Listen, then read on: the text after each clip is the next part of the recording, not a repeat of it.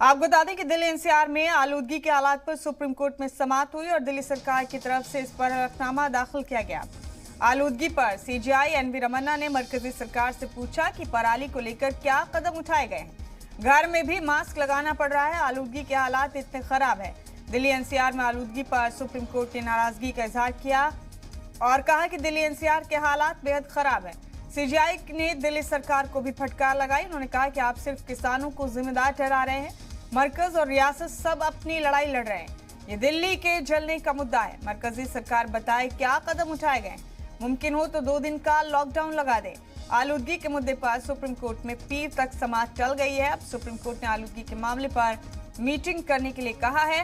मरकज, Delhi, Punjab, Haryana, UP सरकार emergency meeting करें और दिल्ली सरकार बच्चों को स्कूल जाने पर मजबूर कर रही है। ये बात भी कही सीजेआई एनवी रमन्ना ने। मरकज का हक नहीं है, दिल्ली सरकार का ये इख्तियार।